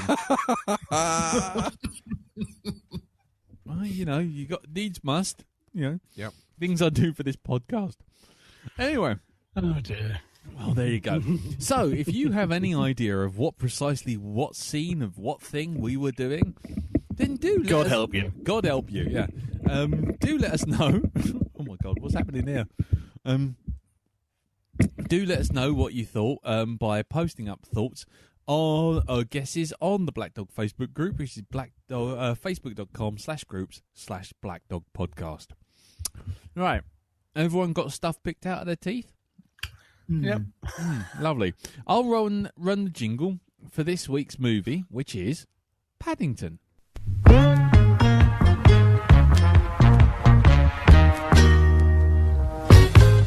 Oh, crackling rosy tinted specs. We're gonna take us an old film and then review. That's what we'll do. We do it for you. I can turn invisible if I try real hard. Right, okay, so this week's movie, and the last one for the year for us, is Paddington. Paddington is a 2014 live-action animated comedy film written and directed by Paul King, and from a story by King and Hamish McCall. Produced by David Heyman and based on a story of the character of Paddington Bear created by Michael Bond.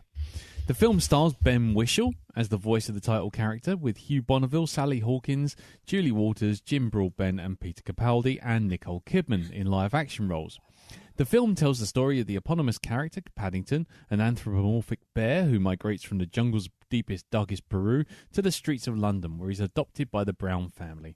Kidman plays the role of a taxidermist who is attempting to add him to the collection. A British and French venture produced by Studio Canal began in 2013 before wrapping in June 2014. Colin Firth was set to originally voice the voice of Paddington, before dropping out in post-production and being replaced by Ben Whishaw. For those of you who don't know Ben Whishaw, or maybe can recall his name but don't know quite where he's from, he's the most recent series of James Bond, Q. So, just so you know. Oh, okay. Yeah, Q. The film was released in UK on the 28th of November 2014 to critical acclaim. And it had a budget of 65 million. How much did it make, Jim? 300 million. Oh, okay. Darren? I think about 150 million. Okay. Elton? I'm going in the middle, 200 million. Oh, you're the closest. It's just like The Price is Right. You've gone for the middle, and you've got almost right. It's 260 million, 268 to be honest. So that's actually closer to Jim, to be honest. The film also received 2 nominations from the British Academy BAFTA Awards for Best Film and Best Adapted Screenplay, and a sequel titled Paddington 2 was later released on 10th of November 2017, where King returned as director and screenwriter. I will skip over anything about the reviews because I think we'll get to that ourselves. But as far as the production is concerned, it really isn't a lot to say apart from the recasting of Colin Firth to Ben Whishaw was done when Firth voluntarily dropped out of the film after the studio decided that his voice was too old for Paddington. So, the Paddington himself was created by the British visual effects company Framestore, and he was also recreated in certain scenes by animatronics. And the slapstick, now this is me reading off of Amazon Prime's X-Ray last night as I was watching it, but a lot of the slapstick was based on the work of Buster Keaton and Harold Lloyd and Charlie Chaplin.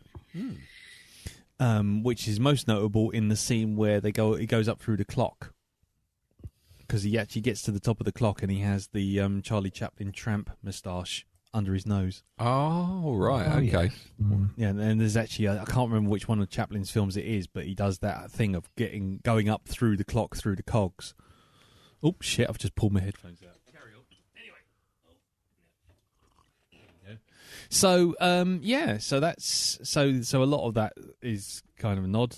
And when they wrote the character of the Nicole Kidman character, they wrote it with her specifically in mind before they even cast her. So it was kind of handmade for her.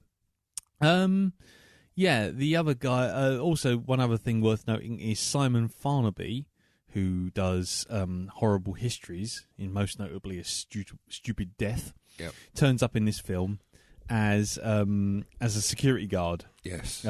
Security guard in the geography. Stop the sexy lady. Stop the sexy lady. And I watched Paddington 2 after this film, and he turns up as a security guard in St Paul's Cathedral. Was that stop it? Right, don't tell me anymore. Anyway, but he also wrote some of the dialogue and some of the jokes in this, and also co-wrote the Paddington 2. So there you go. So fans of Horrible Histories will probably note there's a certain humour similarity in there as well. So let's go around the table. One last bit of X-ray, Amazon X-ray stuff. At the very beginning, when Paddington's going through London on the taxi, and there's that old guy sitting behind the glass, and he sort of raises a glass to Paddington as he shoots past. That's Michael Bond, who invented the character. Wow. There you go. Brilliant. Good old Amazon X-Ray for helping me out on this one. So there you go. So let's go around the table. And as is tradition, those who have not seen it will go first. Elton. Yes, me again, isn't it? It is you again. I'm very sorry. It feels like I'm picking on you tonight, but I'm not.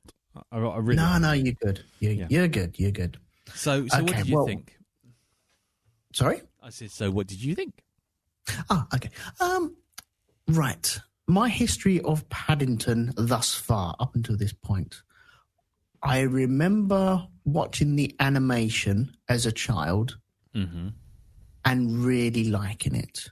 I liked the style of it where we had the bear and then all the drawings around. Everyone else was a drawing, wasn't they? That's right.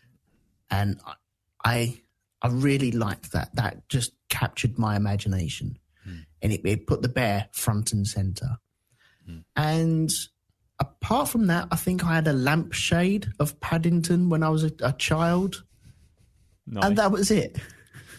Wow. There you go. Yeah.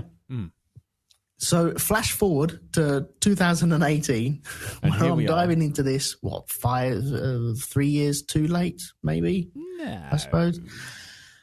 Okay. It's really, really pretty. It's fun. It's entertaining. It's light comedy as well. I think all the characters are really, really good.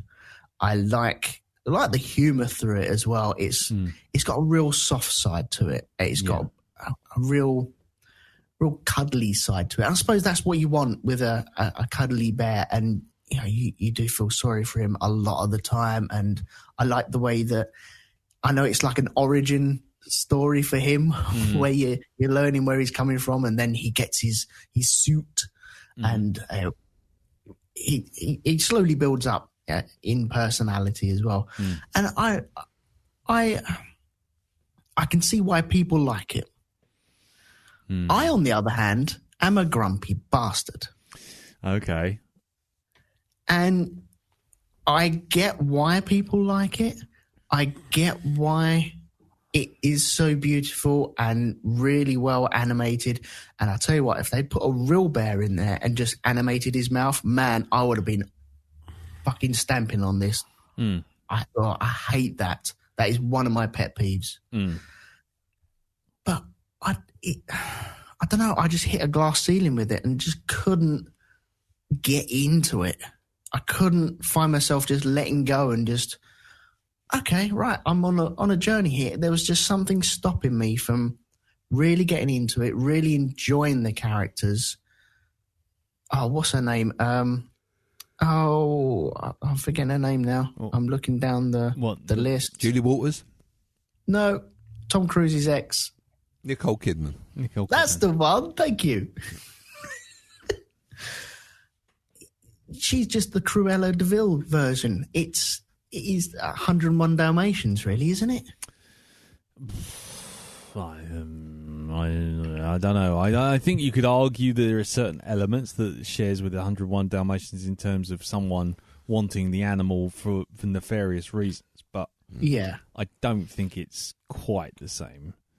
I don't know. I thought it was, especially where she's wearing all the other. She wasn't wearing the other animals. Snake. Well, yeah, but I did like her room with all the animals' arses hanging out the wall. But anyway, yeah. But yeah, I think it is beautifully shot. It's got such a nice, vibrant color to it as well, especially when they're panning through the house. And that's a nice thing I quite like about it, is where you open up like the doll's house and you enter into their thing and you're like, okay, you're in the centre of London. Fucking house is going to be pricey, isn't it? That's all I could think of when I was looking at that house. It's like watching Friends and going, how the hell do you afford these apartments? None of you do any work at all. Yeah, exactly. One of you is a bohemian sort of like artiste, and the other one's essentially an insurance bloke. I mean, wow. What? But that's some sort of inheritance there. I just washed it off as. Yeah, you got an 8-bedroom townhouse in Islington. It's like, fuck off. You could sell that house and basically fly around the world in a plane endlessly forever. Yeah. But it's... I hate this saying, and I'm sure it's going to come up tonight, but I don't get it when people say, oh, it gives me the feels. It's just not... It doesn't work for me that way. And I think I'm missing a bit of the kids watching it and then watching it with them. I think if I did that with them and I enjoyed it with them, because I remember Kimmy going to the cinema with Amanda to watch this, and I think I was working, so I couldn't come along. But I was planning on going and watching it with them.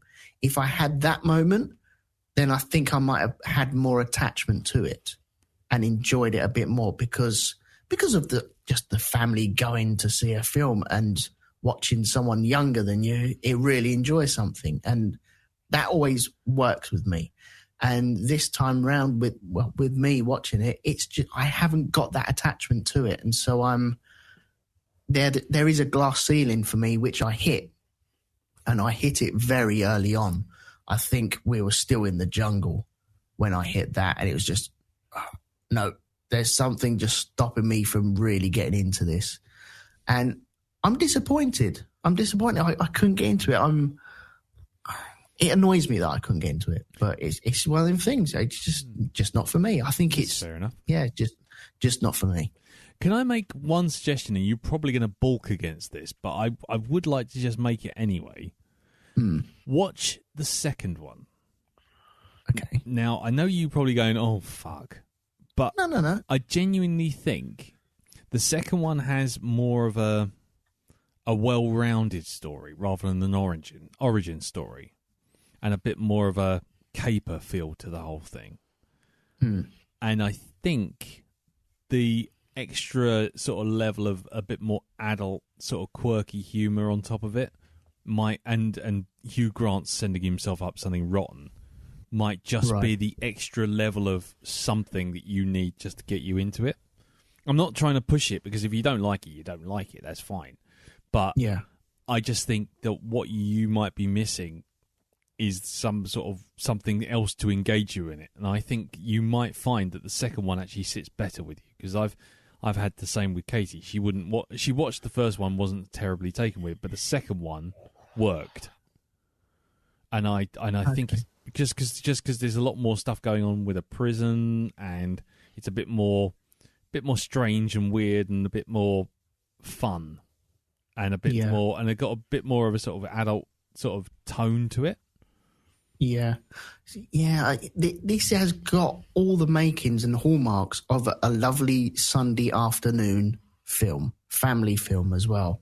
And I suppose if you're not in that vibe of watching it at the right place, right time, with the right people, then it might not click. Now, I'm not slagging off the movie. I think it does look gorgeous. I think the colour is so vibrant throughout places.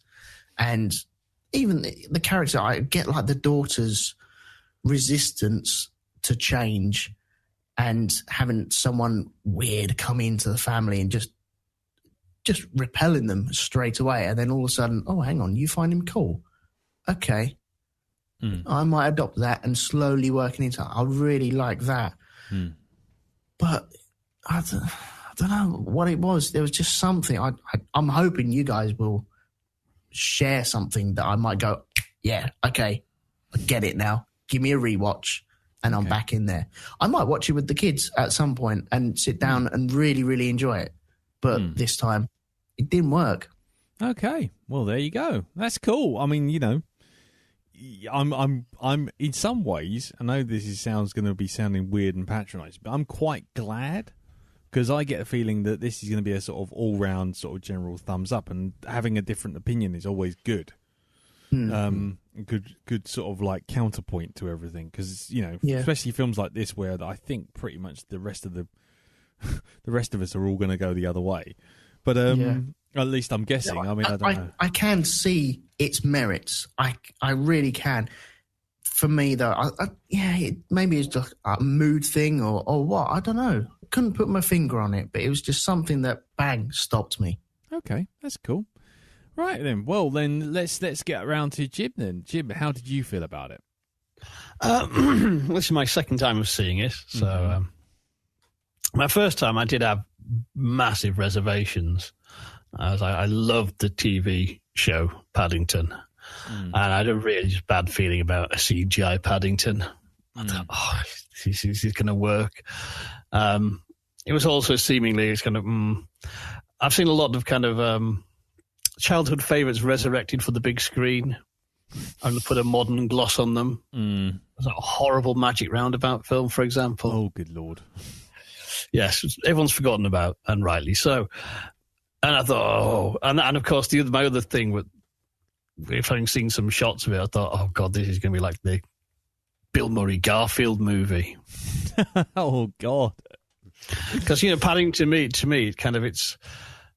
I don't know. I think it has such strong memories of the TV show, where you've got this, like a little stop motion 3D bear and 2D, sort of almost kind of very actually kind of like classic satirical newspaper sketch styled people. You know what I mean? Could have been done by Ralph Steadman or Gerald Scarfe, who were reining it in. You know what I mean? Had that sort of look, and that was sort of perfect for the kind of humour in Paddington, where it is just kind of, you have an outsider who's turning things upside down, and it's gently mocking various aspects of British life. Yeah. And I thought, oh, is this going to work at all? And I was absolutely charmed by it. And I really warmed to the film. And I said, really looking forward to this rewatch. And I have to say, it did really charm me again. However, on this watch, I did see it was kind of, having seen the second one, I would definitely say this is one of those rare cases where I think the sequel is actually better. Yes. I think the sequel does have a better plot. It has a broader palette. It has more characters, and a better villain. Yes. And I think that the problem with the first Paddington is, as we've already touched upon, it is an origin story, which is fine when you first see it, but kind of having seen the second one, it was kind of, this isn't quite as good as I remember. It's still lovely and a tremendous achievement, don't get me wrong, but it's only sort of been eclipsed by the fact that, the second one was even better. Yeah. And that's, that is a rare achievement. To have a sequel that surpasses and builds properly on your original. Not very often done. Really? Normally, particularly for a children's film, it's cheaper, nastier, straight to video. Yeah. You know what I mean? Straight to some satellite TV channel, and squeeze the franchise till the pipsqueak with less and less money and less name actors. Yeah. Whereas I think they really just built on everything they did in the first one and the second one and topped it. I think kind of what I didn't realize when I watched the first one, the director Paul King, that name was familiar, and that's because he directed an awful lot of The Mighty Boosh, and he directed all of Garth Marenghi's Dark Place. Yeah. And I think kind of you have more of that surrealist sensibility in the second one, and I think having Simon Farnaby co-scripting the second one, that was a definite evolution, shall we say? Yeah. I mean, as for this one, don't get me wrong, I still just really enjoyed this film. It's like a big cup of hot chocolate of a movie for me. Yeah. And it was only the fact it was getting quite late that we didn't stick the second one on straight after. Nice. Cool. Okay, then. Well, what about you then, Dale? How do you feel? Right. Well, just as a counterpoint to Elton's thing. Yeah. I went to the cinema without any kids in tow. I went and saw this without any children with me at all. I just went and watched it. And I love this film.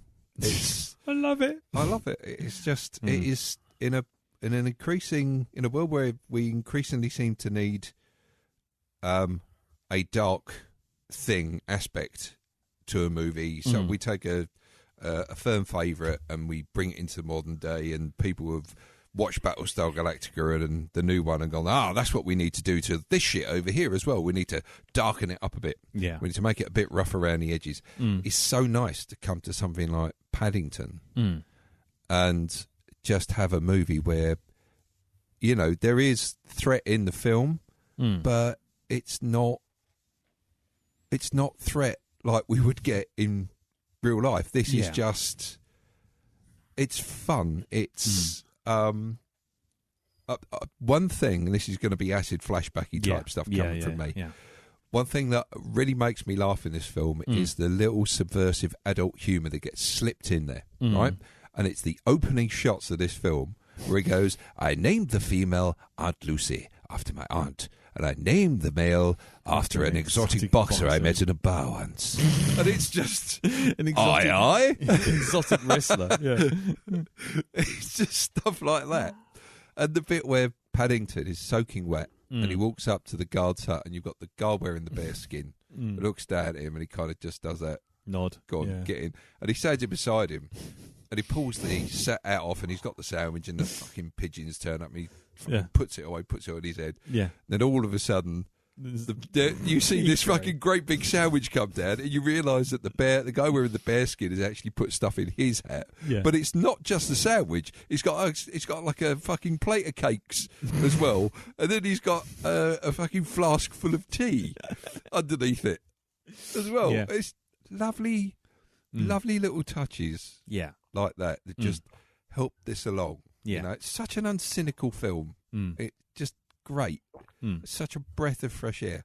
Yeah. That you can make something really funny and you can make it not, it's not bringing someone down. It's not having a pop at someone. It's not an angry movie. No. It's not angry comedy. It's gentle comedy, and it's the way the bear is animated as well. It's the little looks it has on its face, like the bit where it climbs the toilet at the beginning when it's in the house, and you see it cling on, and it shows you from the wall looking at his face as the thing is kind of like creaking, and it's just the eyes, the way the eyes move, and it just fucking falls backwards. Yeah, that I love that. Yeah, yeah. So it's those little lovely little touches in that. I love the bear. It's even the kids in it as well with it. There's no, like in some things they'll have an all-knowing kid, a small child who'd be streetwise. Yeah. And it's just like, there's none of that bollocks in there. No. Right? You've got a girl who's like typical teenager who doesn't want to be embarrassed, who wants to look cool in front of everyone else. Yeah. Right? In that sort of very realistic way, I Yes. think. Right? Yeah, exactly. Yeah. Who comes to realise that the bear is actually not as embarrassing as Yeah. she thinks it is. Yeah. You know? I like that realisation how the bear wins her over. Mm. You know? I also like it's like the go through and he gets like the policeman's hat on, and the police don't even question it. It's like, oh, there's an officer in trouble. It's just like got a fake policeman's hat on with a flashing light on the top, being dragged by an umbrella and a bus on a skateboard, and then of course flies up in the air and does the thing, and what have you. So yeah, it's stuff like that. The humour in it, I love. I know it's probably some of it is probably very cliche, but I was swept up by the whole thing. You know, the whole thing of the fussy dad who does that one hero thing, starts going back to the way he was. I love that bit as well when they show them going into the hospital where he's got like long hair and stuff like this, and he's all carefree and jumps off the motorbike and man, I'll never change. And then they show him bringing the baby out and he's all clean cut and he's got like he's got the bike for a Volvo. Yeah, he's got like a tank top on with a jumper with a shirt underneath it, and he's got the Volvo. Yeah. Keep those flowers away. My child hasn't been tested for pollen. And later in the film, he's got another Volvo as well. He's updated his Volvo. Yeah, exactly, to the bigger one, slightly more restrained. Yeah, and even Julie Walters' hard drinking housekeeper, right? That it's one of my favourite lines of there. Woo, crow's nest. Oh yeah, brilliant. Just such a pick me up. And watching, I mean, because I watched some of it in the morning, some of it in the afternoon, some of it coming home. And as I have, I put in my message on Facebook to you guys, I was having a pretty rough day. Yeah. And I've got to say, watching this movie, even the part that I watched coming home, helped me get me out of being miserable. Yeah. It just has that effect. It's like having a fucking knotted muscles in your back and somebody giving you a good massage and loosening the shoulders up. It was like that. Yeah. It just set me at ease. All the world was right. Yeah. I could live in that world. I'd be quite happily living in Paddington's world. Yeah. Just because nothing really bad happens there. No. Just out of interest, have you seen the sequel? No, I haven't yet. You will love it. I'm sure I will now. It's superb. Yeah. Anyway. Cool, but yeah, so please do watch that over Christmas. Okay. And message me, because I'll be really interested to see what you think. I'll give that a look. I have many days off, so I can sit and watch that. Knuckles McGinty. All right, don't tell me anymore. Don't tell me any more. Right. Well, okay, so in which case, for me, I love this film. I genuinely adore this film. From a technical point of view, I mean, the bear is done absolutely tip top. I think it's a testament to the effects that within 5 minutes you're going, oh look, there's a talking bear, and then 5 minutes later you're going, yeah, there's a bear talking to this person. You just kind of you just accept it, and it's done with such care that you never break that. Doesn't matter how the effect, you see that with lots of effects. I mean, with fucking Aquaman, as soon as you see someone floating about and their legs dangling and they're riding on the back of a seahorse, you're like, that's bollocks. But I'm watching a bear in a Victorian fucking hat and a duffel coat wander around a non-specific, not necessarily modern day, but not exactly old-fashioned London, stylistically ambiguous. Sort of, and I'm just like, yeah, you know what? I'm down with that. I'm cool with that. And it comes down to the acting. Ben Wishaw's voice fits it perfectly. Yeah. He's great as Paddington. The comedy, I mean, I have a love for things like Laurel and Hardy and Harold Lloyd. Not so much Charlie Chaplin, because I always found him a little bit too too twee. Yeah. But I can appreciate the genius of that sort of stuff, and it comes into this film, and this film just wraps up all my favorite things. It's brilliantly done. It's brilliantly written. Everything in it there's not a line wasted. It's well shot. The humor is completely uncynical. That's the other thing. That is the kind of the takeaway from all of this. It's completely uncynical. It has a little bit of subversive stuff to say about immigration. Oh God, yeah. Because obviously it's taking in the immigrants. There's the Peter Capaldi. Oh, we don't like those type round here. And all that especially that line he comes out of it where they're saying, "Yeah, he's going back." Yeah. And he goes, "Yeah, because we don't want to hear that jungle music." Yeah, exactly. And it's just like, oh. But also the songs that's played when Paddington arrives and the sort of reoccurring motif of that band. That's the Windrush. That's Windrush. That's what was sung by the guy on the Windrush coming to London.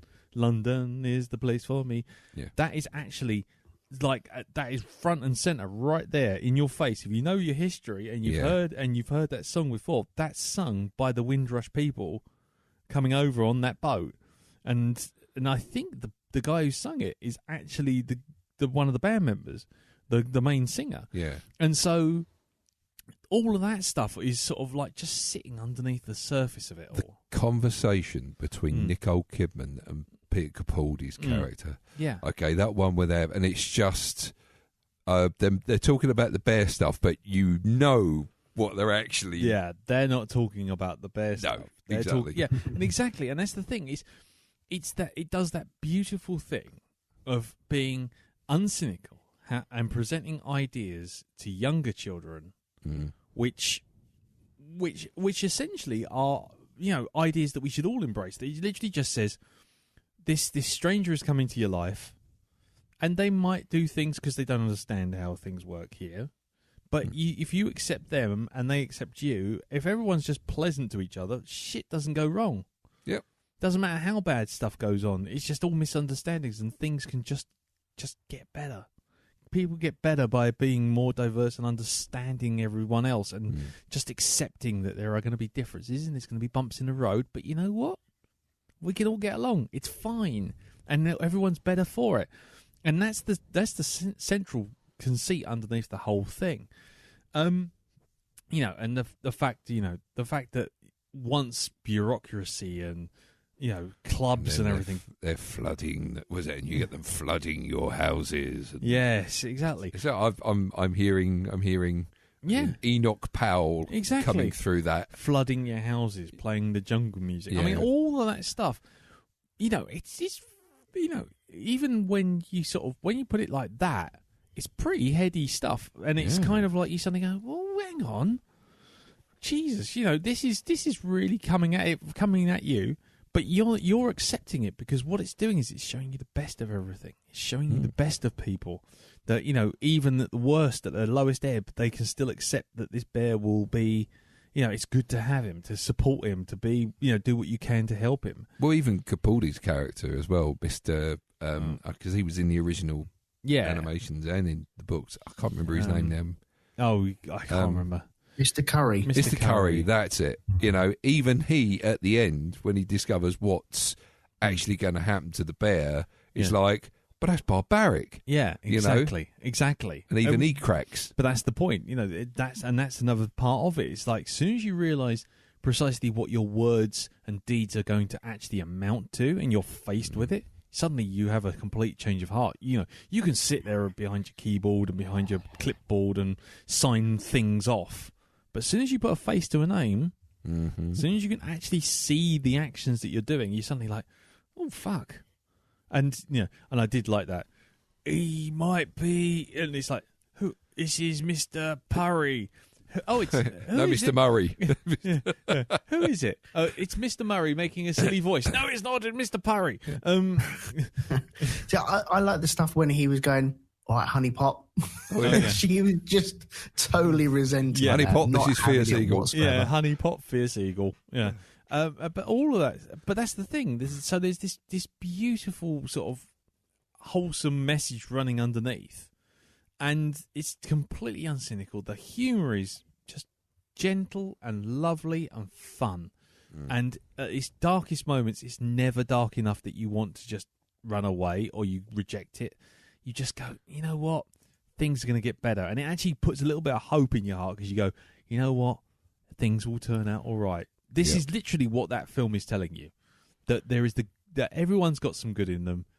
Everyone will do the right thing ultimately in the end. And those who don't will get punished for it. Because that's the way things have to be. That's the way things will be. Covered in bear shit. Covered in bear shit. Yeah, covered in donkey shit, wasn't it? And I thought it was beautiful. I loved it. I've seen this film 3-4 times now. I would say, again, to reiterate, not to take away from this, but I would definitely say that the second one is a far superior film.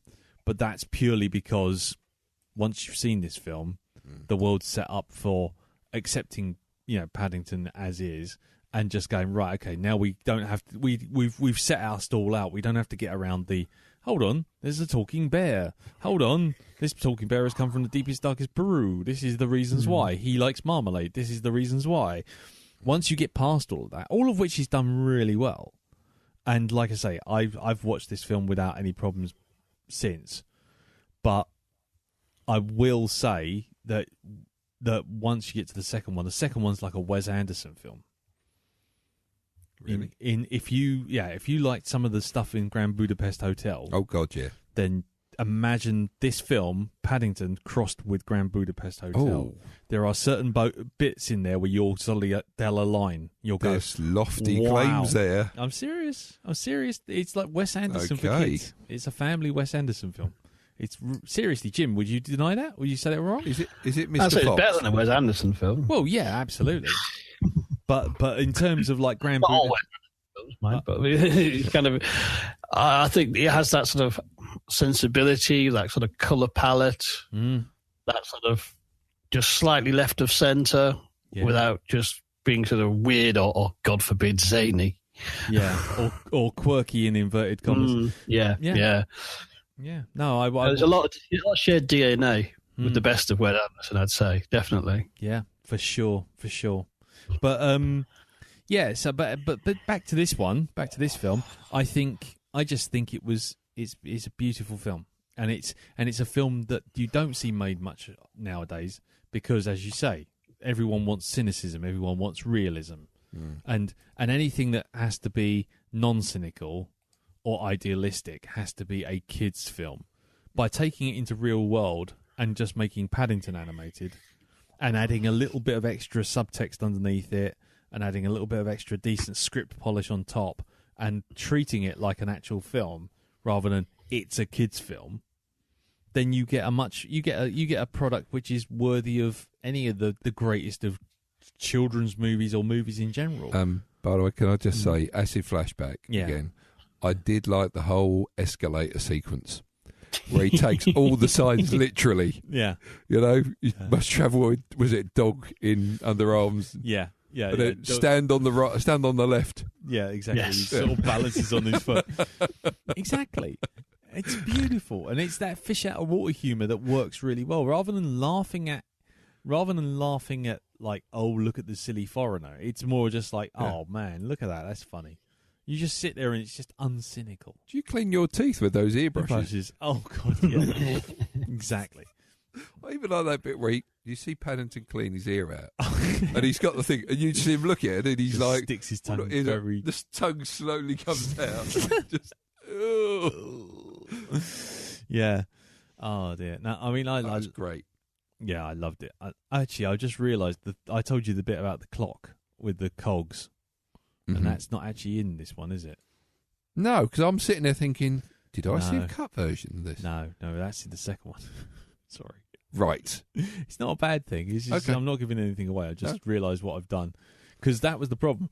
I saw the first one, and then immediately afterwards, I'm like, hang on, the second one's on Amazon as well. I'm having some of that. Yep. So me and Lisa, we sat down, we made flatbread pizzas, we had a cup of tea, sat down, did the second one. It's fucking great. So good. Second one is just genius. The first one, though, setting everything up. It's just a glorious film. It's a really good film, and I can't recommend it enough. I like I say, I think there's a lot about it that I think some people might not like, because it's just like, it is a kids' film at the end of the day. But like I say, the Simon Farnaby as the that really stop that sexy cleaning lady, all that kind of humour. Yeah, I love all that stuff. I think it's really funny. But anyway, I've never seen you before. Yeah, I'm new. I'm new. Yeah, and what about the arm? It's a false one. We had that bit. We've got the pin. Yeah, stick it in. Nothing. No, not a thing. Amazing. Anyway, must get on. It's just, I see your eyes growing back. It's just, what they're looking at when they look at the picture, he just looks at the picture and he's like, ooh. He's like, yeah, I've lost weight. I've lost weight. I'll say haven't you? I'll say you have. Anyway, yeah, so I think it's a brilliant film. I think it's so fun, so much fun. And the sequence at the end with the Mission Impossible rip-off with the Dustbusters. Yeah. Again, it's one of those sequences which on its own you think, oh, that's quite cool, but it's set up Chekhov's gun style. It's set up right near the beginning of the film when he's getting hold of the Dustbuster in the house for his first day back in the house, and he's got sort of like hoovering up and sort of like sucking up like the tablecloth and all this kind of stuff, and you're like, yeah, he's stuck to the light, isn't he? Yeah, and he's stuck to the light by the end of it, going round in a circle, and you're like, yeah, and then it's like, there's a couple of things there. Yeah, and that's what I'm saying. Like it's got that Back to the Future thing of like, if you watch it again, you'll see things at the beginning which you think are throwaway gags that come back to come back in full bloom by the third act. Yep. And you're like, oh wow, okay, that's pretty darn cool. Yeah. Well, I think any other, in inverted commas, children's movie would have a sequence where the Dustbuster was used in a certain thing, and it would have been a bit of a closer shot and a bit more mayhem happen. Yeah. But with that, it's kind of a background thing, isn't it? It's shot through a doorway, so it's almost in the next room from where we're viewing it from. So it is kind of that's in the background, but it's happening. So pay attention, guys. Yeah, I think if anything, this time round, the only thing that's changed this time round watching it from last time round is that in between I've watched Shape of Water and I can't look at Sally Hawkins again after that. not in the same way. Okay, I've not seen Shape of Water either. Well, let's just good say, job. Paddington wrecked the bath, isn't it? Yeah, I was going to say Paddington wrecked the bath, all right, but I think she did a much better job in Shape of Water. That's all I'm saying. That changes your outlook on Mrs. Brown quite considerably. All right, dude, you're going to start going into spoiler territory for that, Phil. And I'm not. Stop it. I'm not. Fishman. Oi. I'm joking. Anyway, so yeah, thumbs up for me. Totally. I love this film. So great. Absolutely tippity top. It's chicken soup for the soul. Modern day classic, and the sequel is even better. Absolutely top class, top draw. Have to check that out. If I was going to say, I was kind of hoping that it came out. The second one came out a little later because it came out in the US in January, right? And January this year. And I was kind of thinking, oh, great, because then I can include it in one of my top 5 of 2018 next year when we do that, the first episode of the year. But unfortunately it didn't. It came out in 2017. Bollocks. So, yeah, so that's kind of stuffed us up. Anyway, so that's that. Time to wrap it up. Thumbs up for me. I don't know if anyone's left any feedback on the Facebook group. Let's have a quick look while we're here to see if anyone's said anything. That's facebook.com/group/the Black Dog Podcast. And the feedback goes, McJeffrick Jeffrey Mark Hyman said, "What a fun, charming, and heartwarming little movie." So there you go. Yes, and Dr. Scum, Fred Lubnau, was going to watch it. But we have not seen any feedback from him there, so never mind. So that's that. That's all done. That's this week's film.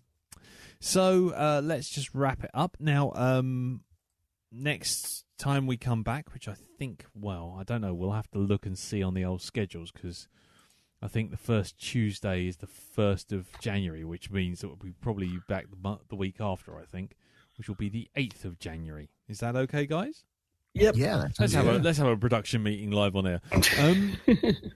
So when we return on the 8th of January, we'll be back with our rundown of 2018, our bests and worst.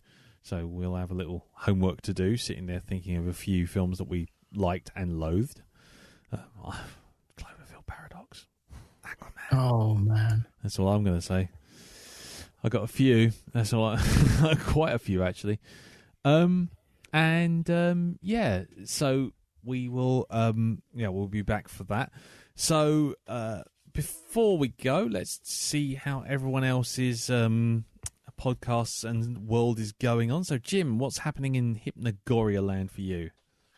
Well, I'm currently just releasing some ghost stories for Christmas on my own show, Hypnagoria, and sort of building up to the big double-length final episode of the year, which is continuing my history of Christmas ghost stories, looking at actual ghost stories of ghosts that walk at Christmas. Nice. And I've also just released today in Commentary Club our Christmas special, which is looking at the George C. Scott A Christmas Carol. Nice. Okie dokie.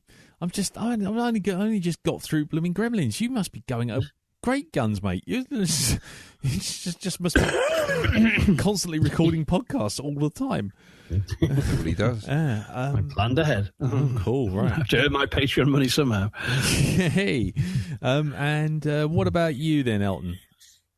Well, first off, that Gremlins episode that you did, Jim, that was superb. Thank you. So well done on that. Yeah. Where can you catch me? I am on From the Earth to the Moon podcast. As I said at the very beginning of this, I recorded an episode with Andy talking about The Last Man. So that'll be up probably by the end of this week, I'd imagine. Okay. Where is it? The Flix Capacitor also has an episode out for the film Summertime Machine Blues. That's been up since the weekend. And I should be recording an episode of Shonky Lab on Thursday about crisps. So if you want to join us on Mixler, you're more than welcome to. Brilliant. Okay, and that's it from us. You can find the Black Dog Podcast Twitter feed, which just does very little, but it's there, at Black Dog Podcast. You can obviously join us on the Facebook group, which is facebook.com/groups/Black Dog Podcast. Again, as I said last week, if you do join and I suddenly decline you because you've only got one picture in your profile and no friends and 3,000 groups, don't be surprised. Just send me a message and I'll let you back in. Also, don't forget that, we have a Patreon, which is patreon.com/Black Dog Podcast. And as from next month, I will be putting up 12 slots on the Patreon to pick a film a month for us. Have fun with that. Please don't choose anything awful. And also, don't forget that, like with Hypnagoria, with Shonky Lab, and Flix Capacitor, and Black Dog, reviews matter. Reviews are helpful. And reviews help other people find out what you're already listening to. Like, hey, this, and going, yay, thumbs up. So if you are on a podcatcher which does reviews, such as iTunes or Stitcher or any of those kind of things, can you just drop us a little review? One for Shonky Lab, one for Flix Capacitor, one for Hypnagoria. These are all welcome and really do help, because we've got a couple this week from Yup OK and also from Kosain, and they were really lovely reviews. I would read them out, but yeah, it all starts to turn into a bit of a sort of trumpet blow. So I'm just going to leave that. But just know that thank you very much, guys. One of you's in the US and the other one's in Canada. So thank you very much for those reviews. Much appreciated.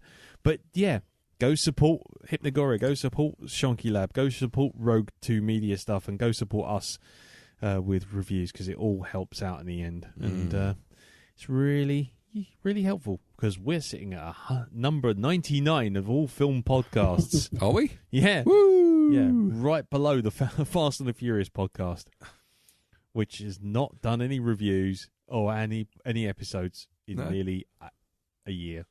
Oh. So, yeah, yes. Anyway, so thank you very much. Thank you, Darren. Thank you, Jim. No thank problem. you, Elton. And thank you all for listening. Thank you for supporting us throughout this year. It's been much appreciated. It's been a bit of a rough year, to say the least, and it's always good to get back on this podcast and just talk shit for a while and forget the world, because it's been a bit of a shitty fucking year. I think we can all agree. I think so. And so, thank you very much for listening. We'll hopefully see you next year in January when we'll be doing our 2018 review. And yes, have a happy Christmas, good New Year, and let's just hope that everything's better. Let's just hope the world turns out like Paddington looks at it. That's all I can say. It's probably the best way of saying it. I think so. So, until next time, thank you very much. Have a good holiday and take care. Till then, bye. Bye-bye.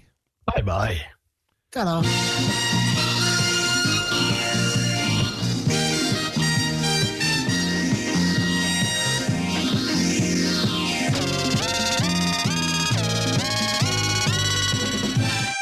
Oh, bollocks to it.